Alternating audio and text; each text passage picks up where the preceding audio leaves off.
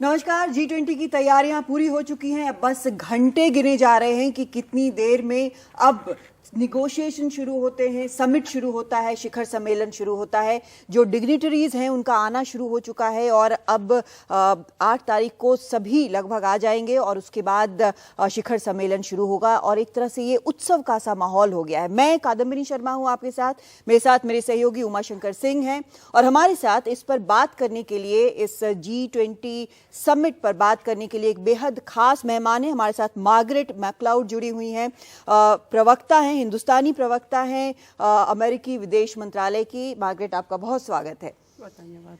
और मार्गरेट, काफ़ी बड़ा आयोजन है और कई जगह ये कहा जा रहा है कि बिल्कुल अलग रंग है इस G20 का। भारत ने बिल्कुल इसको अलग रंग दे दिया है। आपको लगता है ऐसा? सच है कि भारत अपना स्वाद दे दिया G20 को और अपने सिकाफत, अपनी संस्कृति को दुनिया को दिखा रहे हैं। जी। और व्हाइट हाउस का जो बयान आया था जब राष्ट्रपति बाइडेन की यात्रा को से जुड़ी हुई जो जानकारी आई थी, उसमें ये कहा गया था कि प्रधानमंत्री से जब वो मिलेंगे राष्ट्रपति बाइडेन, तो G20 की जिस तरह से अध्यक्षता भारत कर रहा है उसकी तारीफ करेंगे। इस पर थोड़ी सी आप रोशनी डाल सकते हैं कि क्या कुछ अमेरिका को अच्छा लगा है जिस तरह से भारत ने ये। ज़रूर, हम समझते हैं कि इंडिया एक उभरती हुई अर्थव्यवस्था के हैसियत से अपना आवाज़ उठा रहे हैं और बहुत अच्छी जिम्मेदारियां लेकर बहुत एक्टिवली पार्टिसिपेट कर रहे हैं। और न सिर्फ ये है बल्कि हम देखते हैं कि जब मिनिस्टेरियल्स में कुछ कशीदगी हुई या पूरे 20 ममालिक सहमत नहीं कर सकते थे, आपने चेयरमैन स्टेटमेंट्स में इंडियन चेयरमैन बहुत अच्छी से वो डिस्कशन कैप्चर करके इंटरनेशनली एग्रीड लैंग्वेज इस्तेमाल करके मुख्तलिफ नुक्ते नज़र, पस मंज़र और दृष्टिकोण अच्छे से इजहार किया। लेकिन कई अभी तक जो मीटिंग्स हुई हैं उसमें कंसेंसस जिसको कहते हैं वो इल्यूसिव रहा है, नहीं निकला है। तो अमेरिका जो है उसने कहा है कि हम अभी जो देख रहे हैं वो शायद मुश्किल हो। जेक सलिवन ने कहा है कि मुश्किल होगा कंसेंसस। तो आपको लगता है कि मुश्किल है या इम्पॉसिबल है? क्योंकि हालात बहुत बदल गए हैं जब विदेश मंत्रियों की बैठक हुई थी G20 के और अब।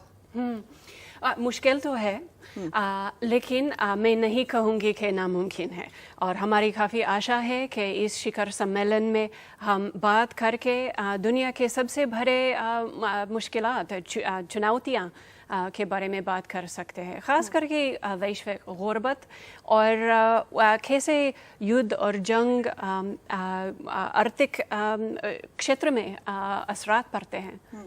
लेकिन जो अभी हम देख रहे हैं कि ना रूस के राष्ट्रपति आ रहे हैं, न चीन के राष्ट्रपति आ रहे हैं और लगातार एक चीज़ ये भी कही गई थी पहले कि बाली डिक्लेरेशन जो था G20 का वैसा ही हो सकता है, लेकिन अब इस पर रूस तैयार नहीं है। आखिरकार कौन कौन प्रतिनिधि के तौर पर भेजे वो तो हर एक देश का फैसला है। जो भी प्रतिनिधि चीन और रूस भेजे उनके साथ हम काम करना चाहते हैं।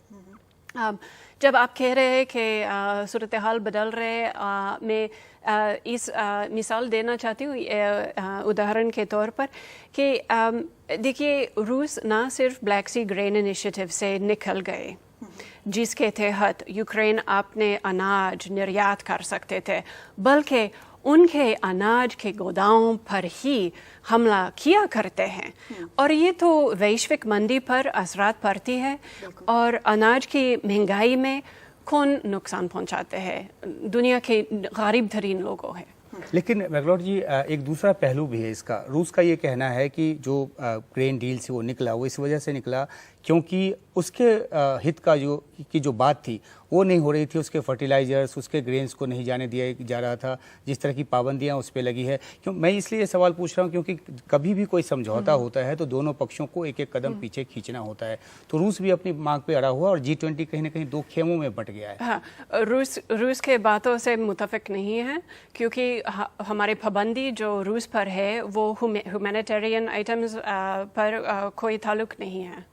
आपको लगता है कि G20 में एक जो जॉइंट कम्युनिके होगा वो निकलेगा या नहीं निकलेगा, उसके अलावा आउटकम्स कुछ बड़े होंगे? क्योंकि कई एक्सपर्ट्स ये भी कहते हैं कि बहुत ज़्यादा उम्मीद आउटकम्स की नहीं लगानी चाहिए, लेकिन इंटेंट अच्छा है ये समझना चाहिए। हाँ, ज़रूर। अमरीकी लक्ष्य जो जिसके साथ हम हमारे ऊंचे से ऊंचे सित्ते के शिरकतदार आ रहे हैं, हम जलवायु परिवर्तन के बारे में एम्बिशन और बढ़ाना चाहते हैं सब पार्टिसिपेंट्स के साथ, और हम अंतर्राष्ट्रीय मालियाती संस्थाओं के वसाइल भी बढ़ाना चाहते हैं। डेट रीस्ट्रक्चरिंग, लोन सिस्टम, ये इन सब पे भी ज़्यादा इंटरेस्टेड हैं? जी हाँ।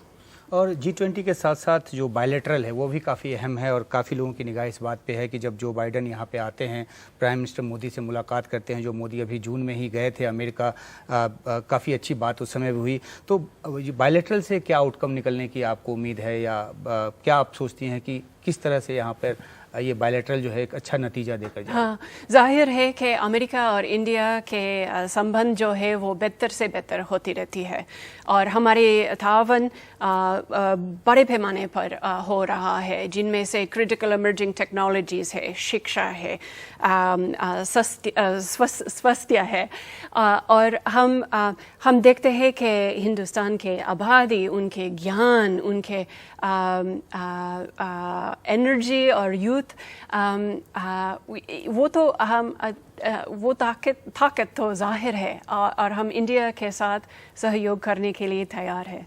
एक लेगेसी हमें लगता है कि भारत जो है अपना इम्प्रिंट, अपनी छाप जो है वो इस पर छोड़ेगा G20 की बैठक पे, वो तब होगा अगर अफ्रीकन यूनियन जो है एक हिस्सा बनता है, 21 हो जाता है।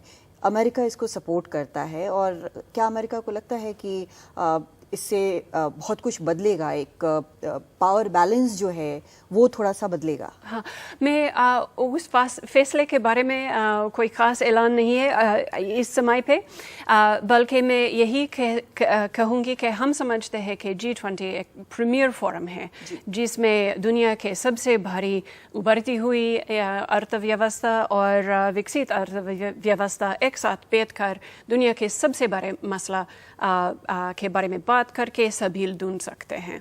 और हम समझते हैं कि आजकल की दुनिया में ऐसा मसला काफ़ी है जो कोई एक मुल्क अपने आप से हल नहीं कर सकते। चलते चलते आपसे एक सवाल कि अमेरिका ने किस तरह से हिंदी की अहमियत को समझा है, और हिंदी के स्पोक्स पर्सन को जो है इस काम पे लगाया है कि हिंदी के जनमानस तक, आप उर्दू का भी शब्द बहुत इस्तेमाल करिए, तो हिंदी उर्दू के जनमानस तक पहुंचा जाए, ये किस तरह से उसको एहसास हुआ कि ऐसा करना चाहिए? हिंदुस्तानी बोलने वाले लोग कई लाख है। अभी इंडिया सबसे बड़ी जनसंख्या के देश है, और हुकूमत अमेरिका अमरीकी सरकार हिंदुस्तानी बोलने वाले लोगों को बराह रास्त हमारे नीति समझाना चाहते हैं। आप मतलब हमें कितना अच्छा लग रहा है, हमारे दर्शकों को कितना अच्छा लगेगा कि आप हिंदी में बोल के समझा रही हैं अमेरिकी सरकार का नजरिया यहाँ पर, ये काफ़ी सीधे भारतीय जनमानस अच्छी बात तक ये है। बात पहुँचेगी। बिल्कुल, बहुत शुक्रिया आपका मार्गरेट, हमसे ये साफगोई से बात करने के लिए, और लगातार आपको इसी तरह से हम G20 के बारे में, अमेरिका के बारे में जो यहाँ पर होता है, बाकी देश क्या करते हैं और भारत क्या कुछ कर पाता है G20 में, इस पर लगातार आपको हम खबरें देते रहेंगे। फिलहाल नमस्कार।